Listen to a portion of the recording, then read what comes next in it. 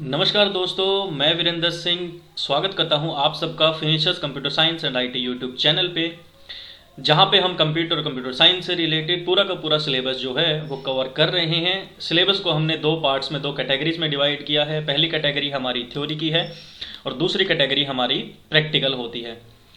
जैसे ही हम हमारा थ्योरी का पार्ट करते हैं किसी भी टॉपिक का, उसके बाद हम उसके क्वेश्चन आंसर्स की प्रैक्टिस करते हैं, साथ ही साथ उसकी प्रैक्टिकल नॉलेज लेने की कोशिश करते हैं। तो इससे पहली वीडियो में एमएस एक्सेल की फर्स्ट वीडियो में हमने एमएस एक्सेल की थ्योरी का एक पार्ट देखा था, जिसमें हमने एक्सेल का थोड़ा सा हिस्ट्री जानने की कोशिश की थी।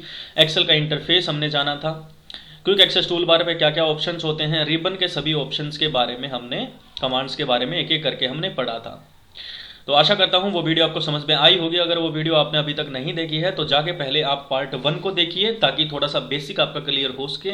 उसके बाद उसके अंदर थोड़ी सी और गहराई में आज इस वीडियो में हम जाने की कोशिश करेंगे। तो ये थ्योरी का लेक्चर नंबर 2 होगा एक्सेल का। अगर आप हमारे चैनल के साथ पहले से जुड़े हुए हैं तो वीडियो को लाइक करना और अपने दोस्तों के साथ शेयर जरूर करना। और अगर आप इस चैनल पे नए आए हैं तो प्लीज़ चैनल को सब्सक्राइब कर देना और पहले आप वीडियो को देखना। अगर आपको अच्छी लगे तो आप चैनल को जरूर सब्सक्राइब करना और बेल आइकन को दबा लेना। टेलीग्राम चैनल का लिंक डिस्क्रिप्शन में दिया हुआ है, उससे ज्वाइन करके आप वहाँ पे वीडियो के साथ वीडियोज़ के PDF नोट्स भी आप वहाँ पे पा सकते हैं। तो चलिए माँ सरस्वती का नाम लेके आज की ये वीडियो शुरुआत करते हैं। सबसे पहली टर्म जो एक्सेल में, MS एक्सेल में हमारे पास आती है, वो आती है ऑटो रिकवर। ऑटो रिकवर का देखो क्या मतलब होता है। देखो, कोई भी सॉफ्टवेयर या कोई भी एप्लीकेशन जब आप प्रयोग करते हैं, यूज़ करते हैं, उसके ऊपर काम करते हैं, फिर चाहे वो MS एक्सेल हो या फिर कोई और एप्लीकेशन हो, तो वो क्या करते हैं, वो अपने अंदर एक ऑटो रिकवर का ऑप्शन जो है वो रखते हैं। उसका मतलब क्या होता है, एक टेम्परेरी फोल्डर नाम की कोई चीज़ होती है, कोई एक टेम्परेरी फोल्डर होता है। टेम्परेरी का मतलब क्या होता है और परमानेंट और टेम्परेरी में आप लोगों को डिफरेंस पता होगा। परमानेंट मतलब जो चीज़ फिक्स होती है, टेम्परेरी मतलब जो चीज़ इधर उधर हो सकती है। तो एक्सेल क्या करता है, अपने अंदर एक टेम्परेरी फोल्डर रखता है। जो भी हम एक्सेल के ऊपर काम कर रहे होते हैं वो उस काम को अपने अंदर बाय डिफॉल्ट का मतलब होता है पहले से, वो अपने अंदर बाय डिफॉल्ट उस काम को सेव करता रहता है। जिससे कि मान लो एक्सेल क्रैश हो जाए या एकदम से लाइट चली जाए या हमारा सिस्टम ऑफ हो जाए या कोई भी ऐसी गड़बड़ हो जाए, हमसे एक्सेल बंद हो जाए, तो जैसे ही हम दोबारा एक्सेल को ओपन करते हैं तो हम उस फाइल को क्या कर सकते हैं दोस्तों, रीस्टोर कर सकते हैं। तो यहां से क्वेश्चन ऐसे बनता है कि हम रीस्टोर कर सकते हैं फाइल को एक्सेल के अंदर with the help of which option. तो ऑटो रिकवर का ऑप्शन होता है जिसकी मदद से हम हमारे डिलीट हुए काम को, या एक्सेल बंद हो गया उस वजह से कोई काम हमारा रह गया, उसको हम क्या कर सकते हैं, रीस्टोर कर सकते हैं। किसकी हेल्प से, ऑटो रिकवर ऑप्शन की हेल्प से। बहुत ही इंपॉर्टेंट है दोस्तों। अब बाय डिफॉल्ट का मतलब होता है पहले से या अपने आप ही। कोई भी एप्लीकेशन या कोई भी सॉफ्टवेयर होता है ना, वो उसमें दो तरीके से काम होता है। एक तो काम जो हम करते हैं मैन्युअली, जो उसके अंदर हम अपना डेटा डालते हैं, हम काम करते हैं। एक होता है बाय डिफॉल्ट मतलब जो एप्लीकेशन हमारे लिए वो खुद से काम करती है, उसका मतलब होता है बाय डिफॉल्ट करना। अब एक्सेल क्या करता है, हर 10 मिनट में, मान लो हम एक्सेल के ऊपर डेटाबेस पे काम कर रहे हैं, तो एक्सेल क्या करेगा, हर 10 मिनट में क्या करेगा, ऑटो सेव करेगा, यानी अपने आप ही उस काम को सेव करता रहेगा। अगर हम किसी वर्कबुक में, वर्कबुक क्या होती है, जिस चीज के ऊपर हम एक्सेल में हमारा डेटा डालते हैं उसको वर्कबुक बोला जाता है। और बहुत सारी वर्कबुक्स का संग्रहण क्या कहलाता है, एक वर्कशीट कहलाता है। अगर आप एडिटिंग कर रहे हो एक वर्कबुक पे, 10 मिनट से कम का समय है, मान लो आपको 8 मिनट या 9 मिनट हुए हैं काम करते हुए, तो एक्सेल हो सकता है कि ऑटो सेव वर्जन ना भी करे, क्योंकि उसे पूरी कितनी मिनट चाहिए, पूरी उसे 10 मिनट चाहिए, ताकि वो ऑटो सेव कर पाए काम को। अभी हमने एक्सेल ओपन किया है मान लो, और हमने 8-9 मिनट हुए हैं हमें काम करते हुए, और हमारा एक्सेल क्रैश हो गया या लाइट चली गई या सिस्टम ऑफ हो गया, कोई भी दिक्कत आ गई, तो बहुत मुश्किल हो जाएगी हमारे उस काम को दोबारा से हमें रीस्टोर करने में या फिर ऑटो रिकवर करने में। लेकिन फिर भी एक ऑप्शन हमारे पास होता है, अगर हमें वो फाइल फिर भी ना दिखे, हम दोबारा से एक्सेल ओपन करते हैं और हमें वो फाइल मान लो ना दिखी, तो हम क्या कर सकते हैं, बैकस्टेज व्यू पे जा सकते हैं। बैकस्टेज व्यू मैंने बताया था कहाँ होता है दोस्तों, बैकस्टेज व्यू होता है फाइल के ऑप्शन पे, जब हम क्लिक करते हैं तो हमारे पास बैकस्टेज व्यू ओपन होता है। बैकस्टेज व्यू पे जाके सिर्फ हमें क्या करना है, फाइल टैब को, देखो यहाँ पे लिखा हुआ है, फाइल टैब को सिलेक्ट करना है। उसके बाद सेकंड ऑप्शन जो हमारे पास होता है वो होता है मैनेज वर्जन्स। वर्जन्स मैनेज करने वाले ऑप्शन पे हमें क्लिक करना होता है। मैनेज वर्जन्स का क्या मतलब है? मैनेज करना किसी भी चीज़ को, आपको पता है क्या होता है? वर्जन्स क्या होता है? वर्जन मतलब हमने अभी अभी जिस वर्जन पे काम किया था उस वर्जन को हमें मैनेज करवाना है, इसलिए मैनेज वर्जन पे क्लिक कर दिया। उसके बाद लास्ट में हमें चूज करना होता है, क्लिक करना होता है रिकवर अनसेव्ड वर्कबुक्स, यानी कि जो वर्कबुक सेव नहीं हो पाई थी उसको रिकवर करना है हमें। तो हम उस पर जब क्लिक करेंगे तो हमारे पास हो सकता है, 100% श्योरिटी नहीं है, लेकिन हो सकता है कि वो फाइल हमारे पास ओपन हो जाए और हमारा 8 से 9 मिनट का जो काम हमने किया था वो हमें वापस मिल सके और हमारा वो टाइम जो है वो सेव हो सके। तो ये काम होता है दोस्तों एक्सेल के अंदर ऑटो रिकवर का।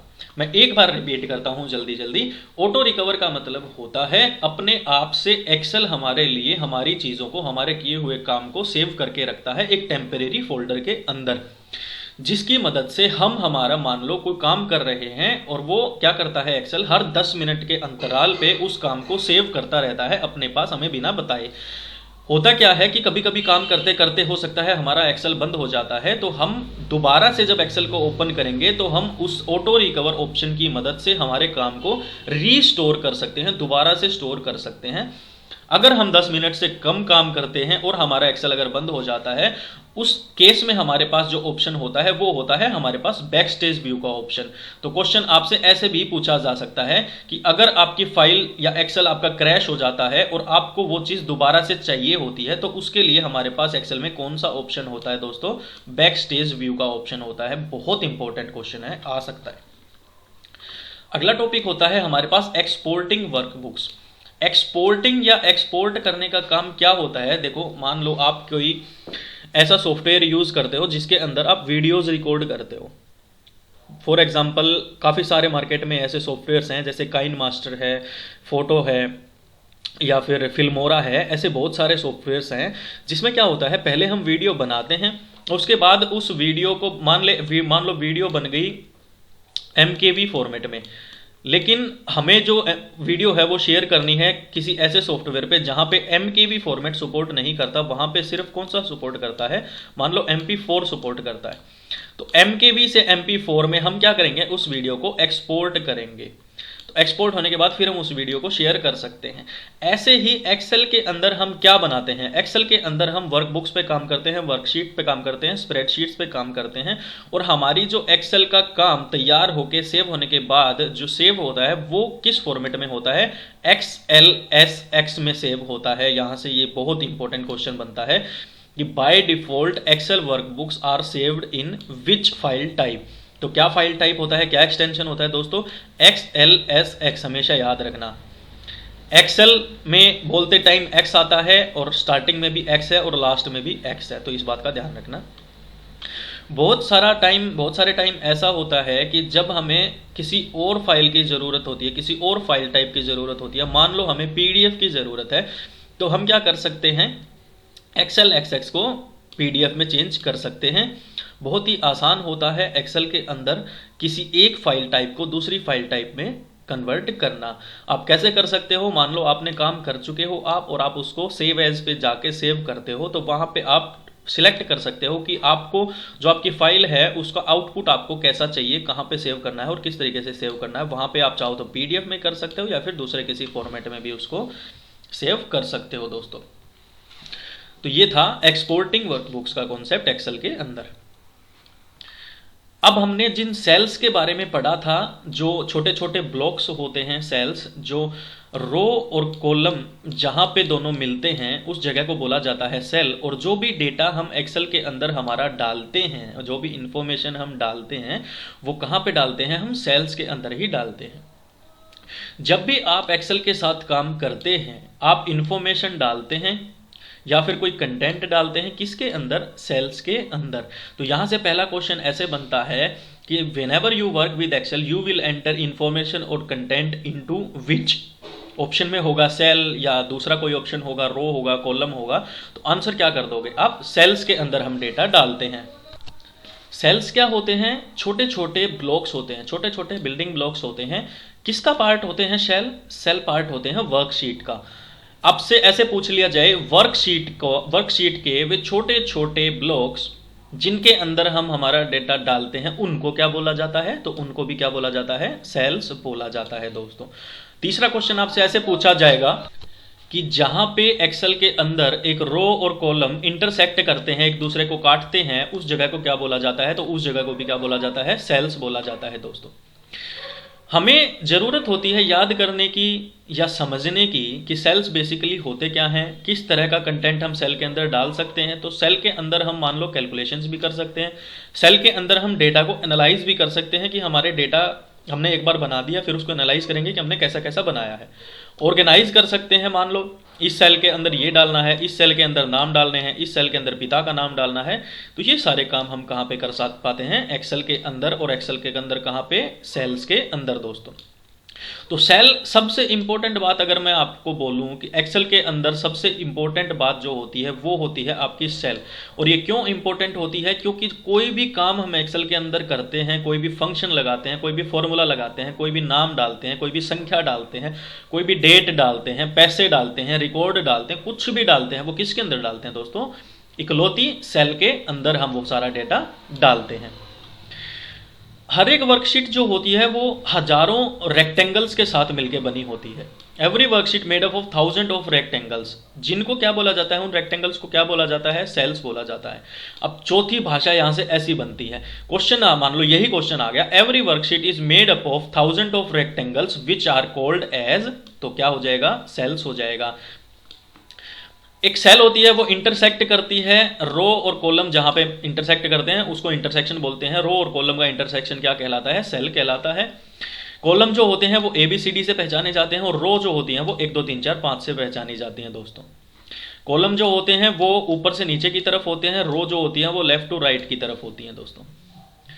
हम एक से ज्यादा सेल्स को एक बार में सिलेक्ट कर सकते हैं, और ग्रुप ऑफ सेल्स, बहुत सारी सेल्स मिलके क्या बनाती हैं दोस्तों? सेल रेंज बनाती हैं। सेल 1 से लेके सेल 10 क्या कहलाएगा? 10 सेल्स भी बोल सकते हो उनको कि ये 10 सेल्स हैं, या फिर उनको सेल रेंज भी बोल सकते हो, from cell 1 to from cell 10। तो यहां से पांचवा क्वेश्चन इसी पेज से बनता है कि बहुत सारी सेल्स के एक ग्रुप को क्या बोला जाता है? सेल रेंज बोला जाता है। Rather than a single cell address, you will refer to cell range using the cell addresses of the first and the last cell in the cell range separated by colon। आप क्या कर सकते हो? मान लो आपने सेल सिलेक्ट करी A1, A2, A3, A4 and A5। या तो आप ये सेल सिलेक्ट कर सकते हो, या फिर आप कॉलन का यूज करके A/A5 भी लिख सकते हो। तो यहां से छठा क्वेश्चन आपके पास एक्सेल से, अगर वो और ही गहराई में एग्जामिनर जाने की कोशिश करेगा, और हरियाणा पुलिस का एग्जाम जो है उसमें ऐसे क्वेश्चंस आ सकते हैं, वो आपको बोले कि एक्सेल के अंदर A1, A2, A3, A4 और A5 सेल्स को हमने सिलेक्ट किया, इनको दूसरा तरीका क्या होता है सिलेक्ट करने का? तो जो पहला सेल होगा वो और आखिरी सेल होगा वो, उसके बीच में बस एक रेशियो का साइन लगा देना दोस्तों, A1 से लेके A5। ये तरीका होता है बहुत सारी सेल्स को एक साथ लिखने का, जिसको बोला जाता है सेल रेंज। और रेंज क्या है? A1 से लेके A5 तक की रेंज होती है। तो सिर्फ इस एक स्लाइड से हमारे पास 6 से 7 क्वेश्चंस बहुत ही इंपॉर्टेंट बनते हैं दोस्तों। सबसे पहला क्वेश्चन बनता है कि जब भी आप एक्सेल पे काम कर रहे होते हो, या कोई इंफॉर्मेशन आप डालते हो, या कोई कंटेंट आप डालते हो, तो वो किसके अंदर डालते हो? सेल के अंदर डालते हैं। ऐसे कौन से छोटे छोटे बिल्डिंग ब्लॉक्स होते हैं वर्कशीट के जिनके अंदर हम डेटा डालते हैं? तो सेल्स के अंदर डालते हैं। ऐसी कौन सी चीज एक्सेल के अंदर होती है जहां पे हम डेटा कैलकुलेट कर पाते हैं, एनालाइज कर पाते हैं, ऑर्गेनाइज कर पाते हैं? तो कहां पे? सेल्स के अंदर। तीसरा क्वेश्चन। चौथा क्वेश्चन, हर एक वर्कशीट एक्सेल के अंदर हजारों रेक्टेंगल से मिलकर बनी होती है, उन रेक्टेंगल्स को क्या बोला जाता है? सेल्स बोला जाता है। पांचवा क्वेश्चन, रो और कॉलम जहां पे इंटरसेक्ट करते हैं, जहां पे काटते हैं, उस जगह को क्या बोला जाता है? उस जगह को सेल बोला जाता है। छठा क्वेश्चन, बहुत सारी सेल्स के ग्रुप को क्या बोला जाता है? सेल रेंज बोला जाता है। सातवां क्वेश्चन, और A1, A2, A3 बहुत सारी सेल्स को एक एक करके सिलेक्ट ना करके हम एक साथ उसको कैसे लिख पाए, यहां से बनता है दोस्तों आठवां क्वेश्चन। तो 8 क्वेश्चन सिर्फ एक स्लाइड से और सिर्फ एक कॉन्सेप्ट के ऊपर, जिसको बोला जाता है सेल। तो सोच लीजिए आप सेल कितना इंपॉर्टेंट टॉपिक होगा एक्सेल को लेके। और मैं उम्मीद करता हूं कि यहां तक अगर आपने ये वीडियो देख ली है तो आज के बाद सेल से जुड़ा हुआ आपका कोई भी क्वेश्चन इतिहास में या आने वाले टाइम में कभी भी अब गलत नहीं होगा। बढ़ते हैं नेक्स्ट टॉपिक की तरफ। अगले टॉपिक को बोला जाता है रैपिंग टेक्स्ट करना या फिर मर्जिंग सेल्स करना। रैपिंग या मर्जिंग दोस्तों देखो होता क्या है, कभी कभी हमारे पास ऐसा होता है कि हमारे पास थोड़ा सा ज्यादा कंटेंट हो जाता है, या ज्यादा 15 डिजिट्स की संख्या हो गई हमारी, और सेल तो हमारी एक छोटी सी होती है। अच्छा, यहां से आप लोगों के लिए क्वेश्चन है कि एक सेल की चौड़ाई जो होती है वो बाय डिफॉल्ट कितनी होती है। एक सेल की बाय डिफॉल्ट चौड़ाई हमने पहली वीडियो में बताई थी कितनी होती है। आप लोगों के लिए क्वेश्चन है और आप कमेंट करके उसका आंसर मुझे दोगे, और अगर आंसर नहीं दे पाए हैं तो इसका मतलब आपने पहली वीडियो ध्यान से नहीं देखी, आप उस वीडियो को दोबारा देखिए। ऐसे ही क्वेश्चन तो बनेंगे कि एक्सेल के अंदर एक सेल की बाय डिफॉल्ट पहले से जो चौड़ाई होती है वो कितनी होती है।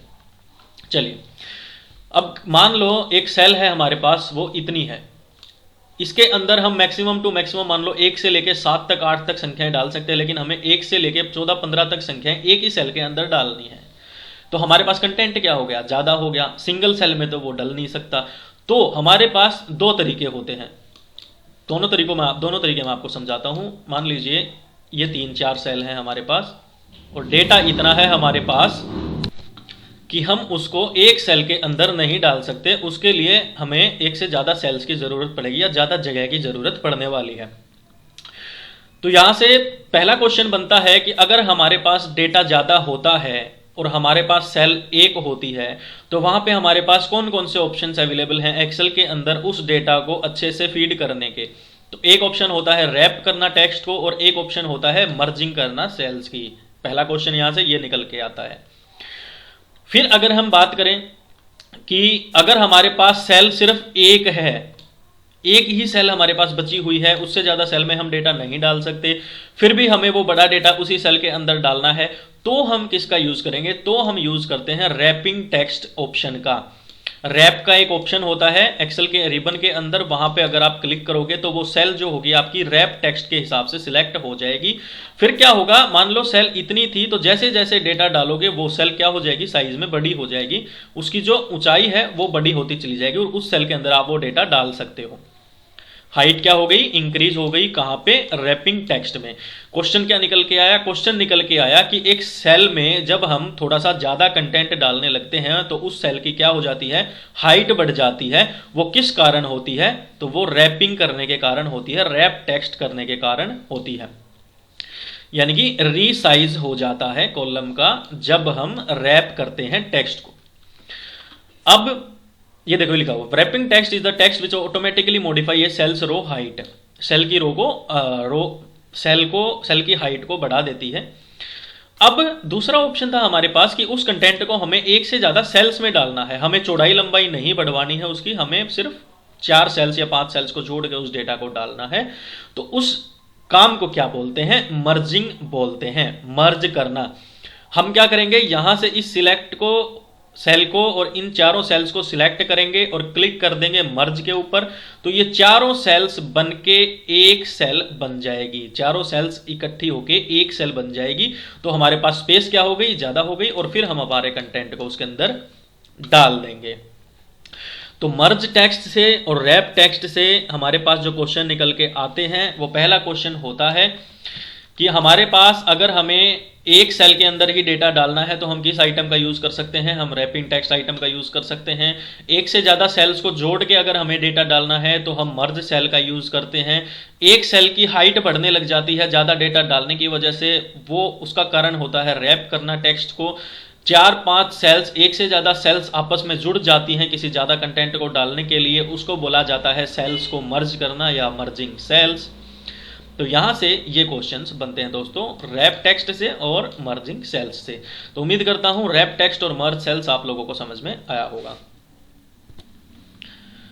अगले हमारे पास रेफरेंसेस होते हैं, सेल रेफरेंसेस होते हैं एक्सेल के अंदर। एक रिलेटिव रेफरेंस होता है, एक एब्सोल्यूट रेफरेंस होता है। रिलेटिव रेफरेंस और एब्सोल्यूट रेफरेंस में अगर मैं नॉर्मल भाषा में अंतर पता करने की कोशिश करूं तो वो अंतर होता है, एक सेल हमारे पास यहां ये है, एक सेल हमारे पास यहां ये है। यहां पे मैंने फॉर्मूला लगाया हुआ है a+b, ठीक है, और यहां पे मैंने फॉर्मूला लगाया हुआ है a-b, ठीक है दोस्तों। एक सेल अब यहां पे है, एक सेल अब यहां पे है। मैं क्या करता हूं, अब मैं इस फॉर्मूला को कंट्रोल सी करके, इस सेल को कंट्रोल सी करके इस सेल के ऊपर कंट्रोल वी करता हूं, कॉपी करके पेस्ट करता हूं, और यहां से इस सेल को कंट्रोल सी करके यहां पे इस कंट्रोल वी करके पेस्ट करता हूं। मैंने दो काम किए हैं, ठीक है दोस्तों। तो रिलेटिव रेफरेंस क्या करेगा, जैसा ये यहां पे था a प्लस बी, और फॉर्मूला हमने यहां पे इस सेल के अंदर लगाया हुआ था, यहां पे जाके उसके व्यवहार को चेंज कर देगा। कौन? Relative reference. व्यवहार को चेंज करने का मतलब, जब हम इस सेल के ऊपर क्लिक करेंगे और हमारे फॉर्मूला बार में हम देखेंगे तो हमें दिखेगा कि वहां पे हमने कोई एक फॉर्मूला लगाया हुआ है, लेकिन जब हम इस सेल के ऊपर क्लिक करेंगे और फॉर्मूला बार पे देखेंगे तो वहां पे सिर्फ हमें a प्लस बी लिखा हुआ दिखेगा, हमें फॉर्मूला हमने क्या लगाया था वो नहीं दिखेगा। ये सिर्फ एक एग्जांपल है, ये फॉर्मूला नहीं लगाया हुआ था हमने यहाँ पे, इसको एक एग्जांपल के तौर पे लो आप, कि यहाँ पे हमने एक दिखने में फॉर्मूला लग रहा है लेकिन फॉर्मूला हमने लगाया नहीं था। तो रिलेटिव रेफरेंस समझने के लिए हमें क्या समझना पड़ेगा कि यहां से अगर कोई चीज हमने यहाँ पे कॉपी की है तो उसका व्यवहार क्या होगा, चेंज हो जाएगा। लेकिन अगर हम बात करें एब्सोल्यूट रेफरेंस की, तो जो काम हमने यहाँ पे किया था इस सेल के अंदर, और अगर इस सेल को हम कहीं और कॉपी करते हैं तो वो सेम रहेगा। जब हम इस सेल के ऊपर क्लिक करके फॉर्मूला बार में देखेंगे, जो चीज हमें दिखेगी वही हम इस सेल के ऊपर क्लिक करके जब फॉर्मूला बार में देखेंगे वो सेम चीज हमें दिखेगी दोस्तों। ये मोटा मोटा डिफरेंस होता है रिलेटिव रेफरेंस और एब्सोल्यूट सेल रेफरेंस में। There are two types of cell references, एक होता है रिलेटिव, एक होता है एब्सोल्यूट। दोनों के अलग अलग काम होते हैं जब ये कॉपी किए जाते हैं और फिल किए जाते हैं अदर सेल्स के अंदर। रिलेटिव रेफरेंस जो क्या होता है, जब एक फॉर्मूले को कॉपी किया जाता है किसी और सेल में तो वो क्या कर देता है, उसको चेंज कर देता है। वहीं एब्सोल्यूट रेफरेंस क्या रहता है, remain constant no matter where they are copied. वो कहीं भी कॉपी हो रहे हो, एब्सोल्यूट रेफरेंस उसको क्या रखता है, कांस्टेंट रखता है। अब सवाल यहां पे ये उठेगा कि सर रिलेटिव रेफरेंस और एब्सोल्यूट सेल रेफरेंस का यूज क्या होता है। कभी कभी देखो क्या होता है, मान लो मेरे पास एक वर्कशीट बनके तैयार है, वहां पे मैंने एक हमारी आस पड़ोस की कॉलोनी के 1000 लोगों का डेटा जो है मैंने उसमें लगाया हुआ है, और वहां पे उन सबकी सैलरी से रिलेटेड मैंने डेटाबेस तैयार किया हुआ है, कौन से घर में किस इंसान की कितनी सैलरी वो लेते हैं, और वहां पे मैंने फॉर्मूलाज का यूज किया हुआ है। आप बोलोगे कि सर वो फाइल हमें आप भेज दीजिए, या आप हमारे एक हम भेज रहे हैं, हम आपके पास एक वर्कबुक भेज रहे हैं, उसमें उसको कॉपी पेस्ट कर दीजिए। तो एक तरीका होगा कि मैं उसको रिलेटिव रेफरेंस की मदद से कॉपी करूंगा, रिलेटिव रेफरेंस ऑन करके उसको कॉपी करूंगा, और एक तरीका होगा एब्सोल्यूट रेफरेंस करके उसको कॉपी करूंगा। अगर मुझे आप लोगों को वो फार्मूलाज और वो सारी चीजें बैकग्राउंड में जो है वो आपको दिखानी है, तो मैं क्या करूंगा, एब्सोल्यूट रेफरेंस को चेंज करूंगा, एब्सोल्यूट रेफरेंस के हिसाब से काम करूंगा, और मुझे आपको वो चीजें नहीं दिखानी, सिर्फ जो मैंने लिखा है वो कॉपी पेस्ट हो जाए, तो मैं रिलेटिव रेफरेंस का यूज कर दूंगा। अब आ गई होगी आपको वो बात समझ में। तो बढ़ते हैं नेक्स्ट टॉपिक की तरफ। नेक्स्ट होते हैं हमारे फंक्शंस। एक्सेल के अंदर दो चीजें होती हैं, एक होते हैं फॉर्मूला, एक होते हैं फंक्शंस। काम दोनों का सेम होता है, फंक्शंस भी और फॉर्मूलाज भी हमारे लिए कैलकुलेशन का काम करते हैं, फिर चाहे वो एडिशन हो, चाहे वो सब्सट्रैक्शन हो, चाहे वो कुछ भी हो। लेकिन फंक्शंस जो होते हैं वो प्री डिफाइंड होते हैं। प्री डिफाइंड का मतलब, मान लो एक सेल ये है, एक सेल ये है, एक सेल ये है और एक सेल ये है। इसके अंदर हमने 1 लिखा है, 2 लिखा है, 3 लिखा है, 4 लिखा है। हम क्या करेंगे, चारों सेल्स को सिलेक्ट करेंगे और साथ ही एक 5वीं सेल जो है इसके आगे उसको भी साथ ही सिलेक्ट कर लेंगे। 4 सेल्स के अंदर तो हमने डेटा डाला हुआ है, लेकिन 5वीं सेल के अंदर हमने डेटा नहीं डाला हुआ, वो खाली है। हमने लेफ्ट से राइट इन 5 सेल्स को क्या किया, सिलेक्ट किया। फंक्शंस के कॉलम पे जाएंगे, कमांड पे जाएंगे, और वहां पे मान लो सम का फंक्शन हमें दिखेगा, तो हम सम के ऊपर क्लिक करेंगे तो यहां पे सम होके टोटल हो जाएगा 4 और 3 7 और 2 और 1 10। 5वीं सेल के अंदर 10 लिखा हुआ आ जाएगा। ये क्या हुआ, ये किया हमने फंक्शन का यूज। वहीं अगर हमें इन चारों सेल्स का सम 5वीं सेल के अंदर फॉर्मूला की हेल्प से करवाना होता, तो इन चारों सेल्स के साथ जो 5वीं सेल थी उसके अंदर हमें लिखना होता, मान लो ये A1 सेल है, ये A2 सेल है, ये A3 सेल है और ये O4 सेल है। तो हम क्या करेंगे, A1 plus A2 plus A3 plus A4 किसके अंदर, उस 5वीं सेल के अंदर और इज इक्वल टू का साइन उससे पहले लगाएंगे और फिर जैसे ही हम एंटर करेंगे तो भी रिजल्ट हमें क्या मिलेगा, 10 मिलेगा। लेकिन यहां पे हमने किया क्या, सोचने की और देखने की और समझने की बात यह है कि हमने इस कंडीशन में और इस कंडीशन में हम लोगों ने किया क्या है। यहां पे हमने यूज किया है फंक्शंस का और यहां पे हमने यूज किया है फॉर्मूले का। यहां पे हमने क्या किया है, MANUAL, मैन्युअली हमने खुद से हमारा फॉर्मूला लिखा है पूरा का पूरा कि हमें क्या करना है। और यहां पे क्या हुआ है, ऑटोमेटिकली पहले से हमारे पास एक सम का ऑप्शन होता है एक्सेल के अंदर। सम का हो गया, एवरेज का हो गया, गिनने का हो गया, बड़ी वैल्यू निकालने का हो गया, छोटी वैल्यू निकालने का हो गया। ये सारे के सारे हमारे पास हैं, तो ये फॉर्मूला है, तो ये भी फॉर्मूलाज ही, लेकिन ये पहले से एक्सेल के पास हैं। एक्सेल बोलता है कि आप कभी कभी फंक्शंस का यूज कर सकते हो अपना टाइम बचाने के लिए। अब 1 से लेके 50 या 1 से लेके 100 सेल्स का अगर डेटा हमें जोड़ना हो तो हम A1 A2 A3 A4 लिखने थोड़ी ना बैठेंगे। हम क्या करेंगे, उस 1 से लेके 100 तक सारी सेल्स को सिलेक्ट करेंगे और सम के ऊपर क्लिक कर देंगे तो हमारा सम हो जाएगा। ये तो होता है कि 2-4 सेल्स के अंदर कभी कभी हमें जरूरत पड़ती है तो हम लिखने बैठ जाते हैं, वरना लिखने का फायदा होता नहीं है। तो फंक्शंस क्या होते हैं, प्री डिफाइंड। प्री डिफाइंड का मतलब जिनको पहले से एक्सेल ने डिफाइन किया हुआ है, जो एक्सेल के पास पहले से हैं, उनको बोला जाता है फंक्शंस। और फॉर्मूला किनको बोला जाता है, जो हम खुद से मैन्युअली उसके अंदर टाइप करके संख्याओं का हिसाब किताब करते हैं, उनको बोला जाता है फॉर्मूलाज। तो मैं आशा करता हूं कि आज के बाद जब एक्सेल में फॉर्मूला या फंक्शन की बात होगी तो आप लोगों का कोई भी कंफ्यूजन अब नहीं रहना चाहिए। और फंक्शन क्या करेगा, फंक्शन भी सेम वही चीज करता है, is equal to sum bracket में A1 से लेके A8 तक को जोड़ता ही है, अगर 8 सेल्स को हमें जोड़ना होता है तो। यहां से एक और बात नहीं निकल के आती है कि सेल के अंदर डाला हुआ डेटा हम उसको क्या बोल सकते हैं, उसको हम आर्गुमेंट भी बोल सकते हैं कि इस आर्गुमेंट के हिसाब से हमें क्या करनी है, कैलकुलेट करनी है वैल्यूज को। तो ये था आपका फंक्शंस का और फॉर्मूलाज का टॉपिक दोस्तों। अब एक्सेल के अंदर वैरायटी होती है फंक्शंस की, जिसमें सबसे पहले सम का फंक्शन होता है जो एडिशन करने के काम आता है सेल्स की आर्ग्यूमेंट्स को। एवरेज यानी कि औसत का होता है, जो सेल्स के अंदर मान लो हमें कोई औसत निकालनी है, क्लास के स्टूडेंट्स के मार्क्स की औसत निकालनी है तो हम एवरेज का यूज करते हैं। हमें सेल्स के अंदर डेटा को क्विकली काउंटिंग करना है, जल्दी से काउंटिंग करनी है, गिनती करनी है, तो हम काउंट का यूज कर लेते हैं। मैक्स फंक्शन का यूज करते हैं हम हमारी सेल रेंज के अंदर हाईएस्ट सबसे बड़ी वैल्यू को निकालने के लिए। MIN मिनिमम यूज होता है लोवेस्ट वैल्यू निकालने के लिए, सबसे छोटी वैल्यू निकालने के लिए आपकी आर्ग्यूमेंट्स के अंदर या सेल्स के अंदर।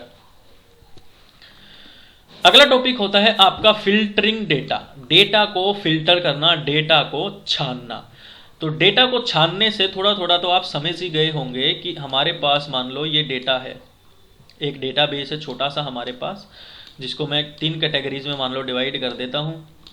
एक कैटेगरीज है मार्क्स की, एक कैटेगरीज है मान लो वहाँ पे उनके लाइक्स और डिसलाइक्स की, लाइक्स की, और एक कैटेगरी है मान लो उनके मोबाइल नंबर की, फ़ोन नंबर की।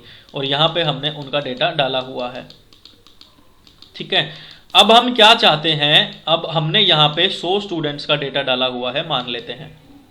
हम चाहते हैं कि इन 100 स्टूडेंट्स में जिन लोगों के नंबर, जिन लोगों के मार्क्स, मान लो 500 नंबर टोटल थे, 500 में से सारे बच्चों के नंबर आए हुए हैं। हम चाहते हैं 500 में से 200 से लेके और 400 जिस जिस बच्चे के नंबर आए हैं, उन स्टूडेंट्स का हमें फ़ोन नंबर चाहिए। तो उन स्टूडेंट्स का, यानी कि कुल मिला के जो डेटा था उसमें से सिलेक्टेड या कुछ लोगों का डेटा अगर हमें बाहर निकालना होगा तो इस प्रक्रिया को कहते हैं डेटा फिल्ट्रेशन। डेटा को फिल्टर करना, बने बनाए डेटा में से कुछ तथ्य या कुछ पार्ट हमें बाहर छानना है छलनी में से, उस छलनी को क्या बोला जाता है, फिल्टर करना एक्सेल के अंदर डेटा को। If your worksheet contains a lot of content, अगर आपकी वर्कशीट के पास बहुत सारा कंटेंट है तो बहुत ही डिफिकल्ट हो जाता है हमें इंफॉर्मेशन को जल्दी से उसके अंदर से बाहर निकालना।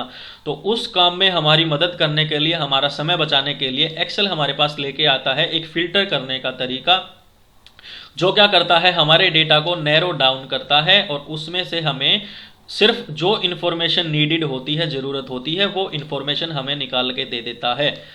तो यहाँ से लैंग्वेज कैसे भी बन सकती है, लेकिन हमेशा ये याद रखोगे कि आज के बाद एक्सेल के अंदर अगर बने बनाए डेटा में से पहले से जो डेटा बना हुआ है उसके अंदर से इंपॉर्टेंट चीज़ें या कुछ चीज़ें छाटनी है, छलनी करनी है या छाननी है, कुछ भी करनी है, उसके लिए जो टर्म यूज होगी वो होगी फिल्टरिंग डेटा।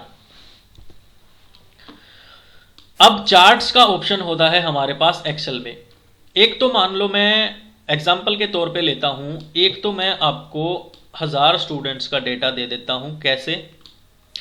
ऐसे टेबल्स की फॉर्म में, जिसमें उनका नाम, father name, mother name, address, mobile number, likes dislikes, कौन सा मोबाइल यूज़ कर रहे हैं, कौन सी सिम यूज़ कर रहे हैं और कौन सा ऑपरेटिंग सिस्टम यूज़ कर रहे हैं, ये सारा डेटा मैं आप लोगों को बना के दे दूं 1000 स्टूडेंट्स का।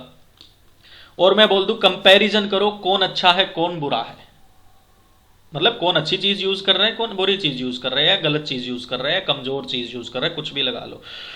तो आप बैठ जाओगे उस टेबल को पढ़ने में और 1000 लोगों के डेटा को कंपेयर करने लग जाओगे और आपको लग जाएंगे 5 दिन। 5 दिन लग गए आपको। वहीं पे सेम डेटा मैं आप लोगों को बना के दूं कुछ इस तरह से, जिसमें यहां पे हो ऑपरेटिंग सिस्टम, यहां पे हो मोबाइल नंबर, यहां पे यहां पे यहां पे, और यहां पे मैं लिखूं ये बच्चा यहां तक जो जा रहा है ग्राफ वो इतने ये चीजें यूज करता है, यहां तक जा रहा है वो ये चीजें यूज करता है, यहां तक वाले बच्चे सारी चीजें यूज करते हैं, ये बच्चे सिर्फ इतनी चीज यूज करते हैं, ये बच्चे सिर्फ इतनी चीज यूज करते हैं। तो आपको यहां पे ज्यादा आसानी होगी चीजों को समझने में या आपको यहां पे ज्यादा आसानी होगी? बिल्कुल, ये जो चार्ट हमने बनाया है इसमें आपको साफ साफ दिखेगा कि इतने बच्चे ये चीजें यूज कर रहे हैं, इतने बच्चे ये चीजें यूज कर रहे हैं, तो आप कंपैरिजन कर पाओगे। इसी चीज को बोला जाता है एक्सेल के अंदर चार्ट्स के हिसाब से काम करना, जो हमारी हेल्प करता है, क्विक और आसानी से बन भी जाता है। एक्सेल हमें वैरायटी ऑफ चार्ट्स देता है, जैसे पाई चार्ट हो गया, लाइन चार्ट हो गया, बार चार्ट हो गया एंड कॉलम चार्ट्स हो गया। ये सारे चार्ट्स हमें एक्सेल प्रोवाइड करता है। Showing data in A chart can make it clearer. Chart के अंदर डेटा को शो करना बहुत ही क्लियर कर देता है, चीज़ों को बहुत ही इंटरेस्टिंग बना देता है और इजी टू रीड, पढ़ने में हमें आसानी हो जाती है। Charts can also help you evaluate your data. अभी क्या एग्जांपल दिया था मैंने? डेटा इवेल्युएशन का ही दिया था कि ये डेटा है 1000 लोगों का, इसमें से इवेल्युएट करना है आप लोगों को। तो डेटा इवेल्युएट करने में भी काम करता है। और कंपैरिजन, यहां पे हमने क्या किया था? कंपेयर किया था, ये चीज, ये लोग इतनी चीजें यूज करते हैं, ये लोग ये चीजें यूज करते हैं, ये लोग ये चीजें यूज करते हैं। तो डिफरेंट वैल्यूज, अलग अलग वैल्यूज के बीच में तुलना, कंपैरिजन कराने में भी सबसे ज्यादा हेल्प हमारी जो कर सकता है एक्सेल के अंदर, उसको बोला जाता है एक्सेल के अंदर चार्ट्स।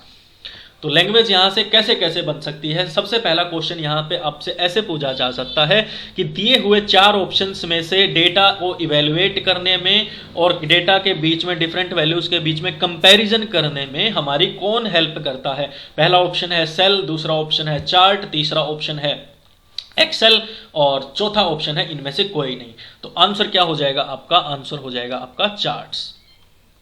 क्लियर है दोस्तों? तो चलिए, इस वीडियो में हमारा थ्योरी का पार्ट जो है वो 90% कवर हो चुका है। तो उम्मीद करता हूं ये चीजें आप लोगों को समझ में आई होंगी और इससे नेक्स्ट वीडियो हम एक्सेल से जुड़े हुए जितने भी इंपॉर्टेंट क्वेश्चंस बनते हैं, चाहे वो 50 हो चाहे वो 100 हो, प्रीवियस ईयर में आए हुए सारे क्वेश्चंस के साथ हम अगली वीडियो में क्वेश्चंस की प्रैक्टिस करेंगे। तो एक 2 मिनट में समअप करते हैं आज की इस वीडियो को। हमने देखा कि चार्ट्स हमारी कैसे कैसे हेल्प कर सकते हैं डेटा को रीड करने में, डेटा को इवेल्युएट करने में, डेटा में कंपैरिजन करने के लिए। बहुत सारे डेटा में से इंपॉर्टेंट चीजों को बाहर निकालने में हमारी कौन हेल्प करता है? फिल्टरिंग डेटा की टर्म हमारी हेल्प करती है। एक्सेल के में फंक्शंस जो होते हैं वो प्री डिफाइंड होते हैं, यानी कि पहले से बने बनाए होते हैं, जिनको हम समय कम करने के लिए फंक्शंस का यूज हम कर सकते हैं, बड़ी कैलकुलेशंस करने के लिए फंक्शंस का यूज कर सकते हैं। रिलेटिव और एब्सोल्यूट रेफरेंस हमने पढ़ा, जहां पे हम एक सेम जगह से अलग अलग जगह पे जब कॉपी पेस्ट करते हैं तो एक जगह पे वो चीज सेम रहती है, एक जगह पे वो चीज बदल जाती है। रिलेटिव और एब्सोल्यूट रेफरेंसेस उनको बोला जाता है। अगर एक ही सेल के अंदर बहुत सारा डेटा डालना है और उसका साइज बड़ा करना है तो रैपिंग टेक्स्ट होती है। अगर बहुत सारी सेल्स को मिला के एक डेटा डालना है तो उसको मर्जिंग सेल्स बोला जाता है। एक्सेल के अंदर हम जो इंफॉर्मेशन डालते हैं छोटे छोटे ब्लॉक्स के अंदर, उनको सेल्स बोला जाता है, जो कैलकुलेट करने के लिए, ऑर्गेनाइज करने के लिए हमारे पास काम आते हैं। बहुत सारे छोटे छोटे रेक्टेंगल के साथ मिलके एक वर्कशीट बनी होती है जिसको हम क्या बोलते हैं, सेल्स बोलते हैं। ABC से हम कॉलम को दर्शाते हैं, 1 2 3 से हम रोज को दर्शाते हैं, और बहुत सारी सेल्स के ग्रुप को सेल रेंज बोला जाता है दोस्तों। तो ये सारी चीजें जो थी वो आज की इस वीडियो में हमने पढ़ी हैं दोस्तों। तो उम्मीद करता हूं वीडियो आप लोगों को पसंद आई होगी, और आशा करता हूं आप सब्सक्राइब जरूर करेंगे चैनल को, और लाइक जरूर करना वीडियो को, और कमेंट करके अगर कोई भी प्रॉब्लम है, कोई भी क्वेश्चन है, कोई भी डाउट है तो कमेंट करके आप पूछ सकते हैं। जैसे ही आपकी कमेंट आएगी आपको मैं उम्मीद दिलाता हूं बिल्कुल कम टाइम में आपकी कमेंट का रिप्लाई मैं आपको करूंगा। तो इसी के साथ धन्यवाद दोस्तों एंड नमस्कार। मिलते हैं नेक्स्ट वीडियो में क्वेश्चंस की प्रैक्टिस करने के लिए।